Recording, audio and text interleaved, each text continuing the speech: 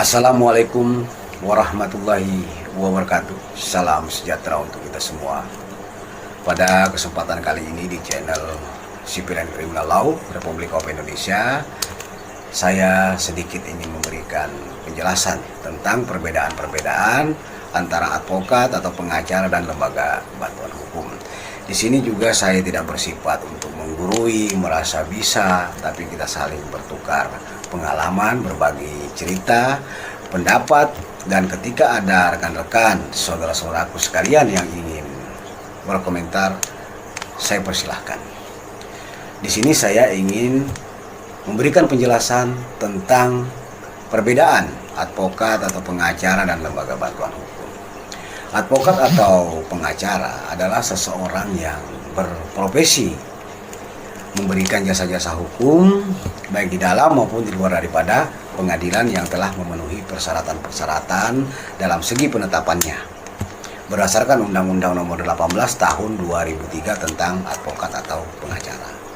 Sedangkan lembaga bantuan hukum, pemberian bantuan hukum berdasarkan Undang-Undang Nomor 16 Tahun 2011 tentang bantuan hukum pasal 1 angka 3. Jadi dapat kita simpulkan, advokat atau pengacara adalah seseorang individu, sedangkan lembaga bantuan hukum adalah atau merupakan organisasi.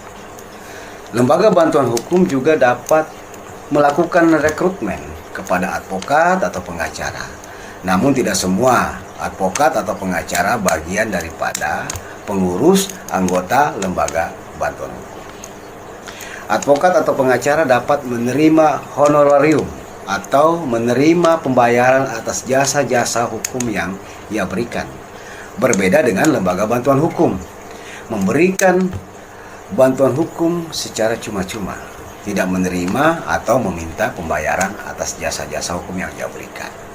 Dan apabila ada seseorang pengurus anggota lembaga bantuan hukum yang menerima, meminta pembayaran atas jasa-jasa hukum yang ia berikan, maka akan mendapat sanksi tindak pidana.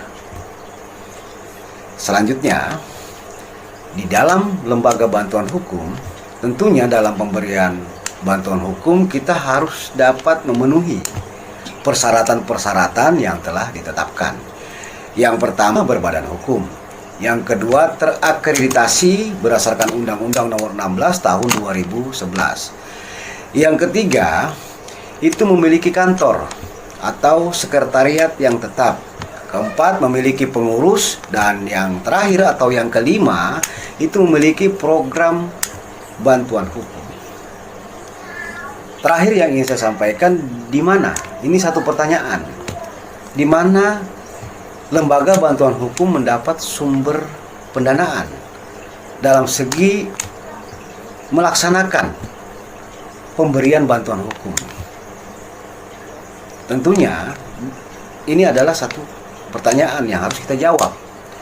Lembaga bantuan hukum memberikan bantuan hukum, dan apabila telah terrealisasi dalam segi penyelenggaraannya, maka mendapat bantuan sumber pendanaan itu di anggaran pendapatan dan belanja negara. Lembaga bantuan hukum juga dapat menerima sumber pendanaan lain seperti dana hibah atau sumbangan. Inilah sedikit yang dapat saya sampaikan tentang perbedaan advokat atau pengacara dengan lembaga bantuan hukum. Semoga ini dapat bermanfaat untuk kita semua, terutama diri saya secara pribadi. Akhir kata, wabillahi taufiq wal hidayah. Assalamualaikum warahmatullahi wabarakatuh. Salam dari saya.